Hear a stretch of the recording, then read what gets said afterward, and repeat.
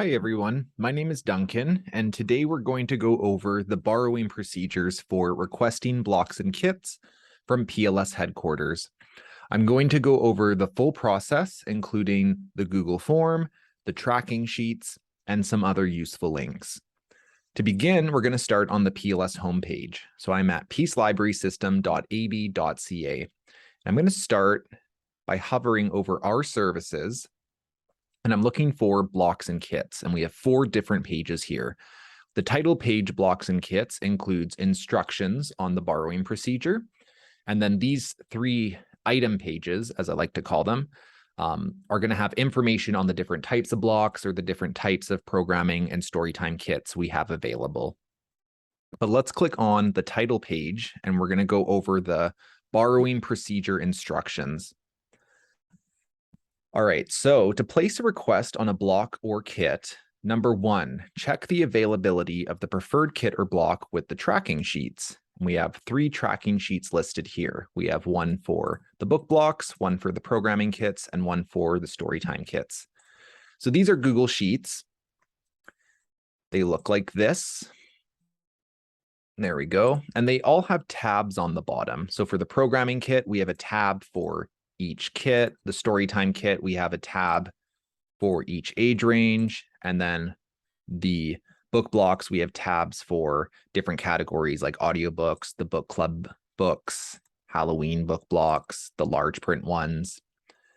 But we're going to stick to the programming kit tracking sheet. So this is going to contain information on whether the kit or block you want is available. It's going to contain information like what library has it, the date it was checked out, when it is due back to PLS headquarters, and the actual date that it was returned to PLS headquarters. Now, let's say I want the Oculus Quest kit. That's the one that I'm interested in, and I want it for February of 2023, sometime in there. So I've clicked on the Oculus Quest tab in my programming tracking sheet, and I can see that, oh, it looks really booked up all the way throughout the end of 2022. But in February 2023, it doesn't look like anyone has requested it. So we know it's available. Perfect. We've done the first step. We've checked the availability of my preferred kit. Step number 2, we're going to place our request using this Google form. So I'm going to click on the form, and this is our blocks and kits lending form. So you're required to put in your email here, and then it's going to ask what type of item you're requesting. So either a book block, a programming kit, or a Storytime kit. So I'm going to hit programming kit and hit next. Now it's bringing us to the programming kit page in the form. So it's asking us to only choose one item from one of the following categories.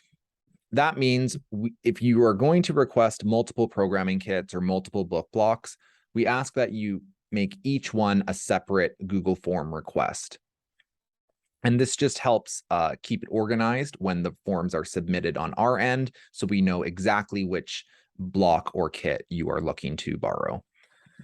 So under programming kits, I'm going to find the one I want, Oculus Quest.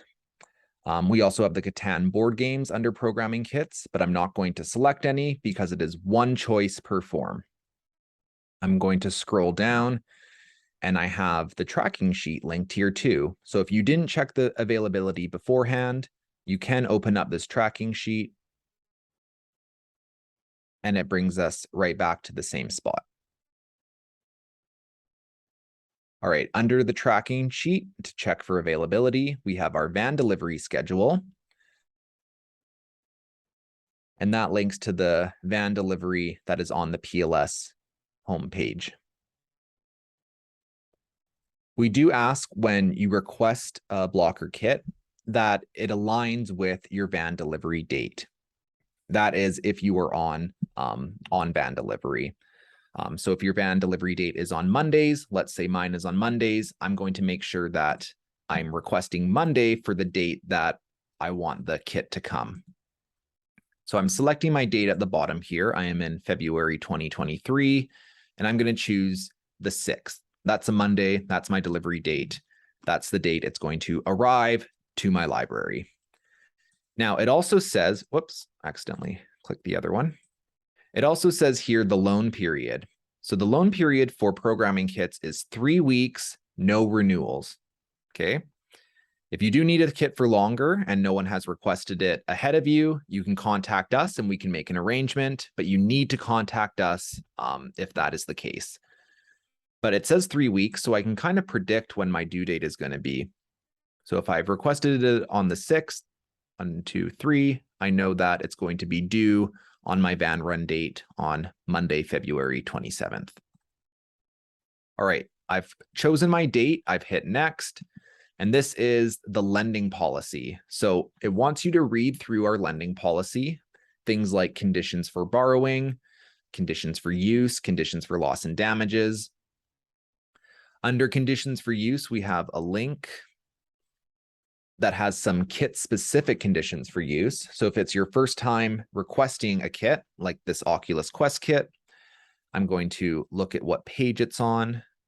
Conditions are on page 8, or I can just click on it, and it brings me to the Oculus Quest kit conditions. So we have some consider before borrowing tips, some cleaning tips, and then for best use tips.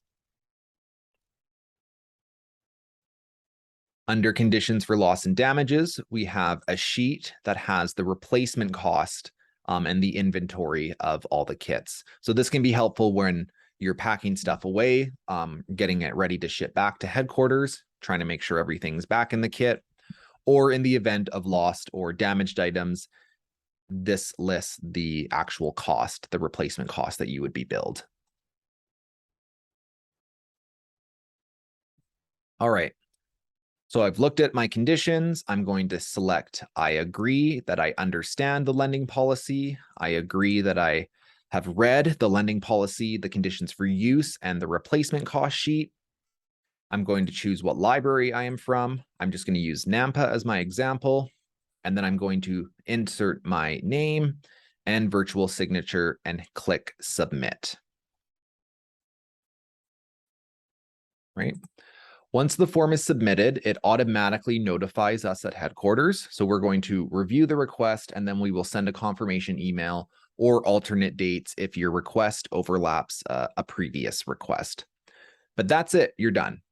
You're just using this Google form to submit requests for blocks and kits. It's very, very straightforward, very easy. Now let's fast forward to the date of your request, the date that it is going to arrive. We have some checking in and out through Polaris points down here. Now for book blocks, the process remains the same. You're going to check in all the items to your library, and then you can start circulating those books to patrons. More information on how the book block procedure works can be found on the book block page, which we have linked here. And you would just scroll down to Polaris procedures, and it walks you through what to do. For programming kits and Storytime kits, we have created Polaris programming accounts for each library. And we're going to use these to check in and check out the items at PLS headquarters. So these programming accounts are going to be monitored by us, and they help us collect accurate statistics on our kit circulation and use. So just to be very clear, for programming kits and for Storytime kits, you do not need to check in or out the items at your library. We are doing that here. All you do is receive the kit and start having fun. All right. Oh, and we also have the conditions for use, the contents, and the sample lending policy, all linked under the borrowing procedures on the blocks and kits page. But let's go over the other 3 item pages and take a look at the things that we can request. So we'll start with book blocks. In each of the item pages, we do have the borrowing procedures in a drop-down menu at the top, just for quick reference. Book blocks are sorted into these drop-down menus, into these categories. We also have book club kits and the Read Alberta book traveling displays. But these are linked to Excel inventory sheets. So when I click on one, like this Western block, it's going to open up an Excel sheet that has exactly which books are inside the block. So this can be really helpful for libraries who have very avid readers, especially Western readers, and they've read every Western book under the sun, you can get them to go through these inventory lists and find books that they haven't read so that you know that when you request that specific Western book block, there's going to be materials that are going to be circulated. All right, next is the programming kits page.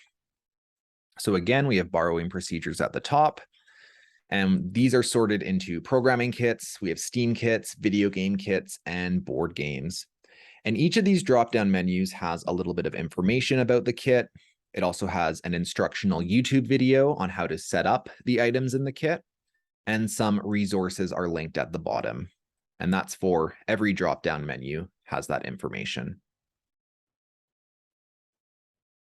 Our last page is the Storytime Kits.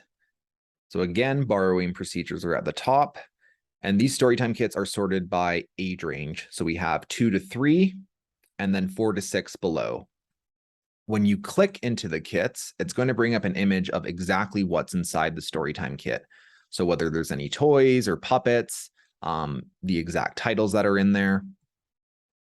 So this makes it really easy and nice for programmers who are thinking about requesting a Storytime kit. They can click in, see an image of what's exactly inside, and then feel confident that they know exactly what they are receiving.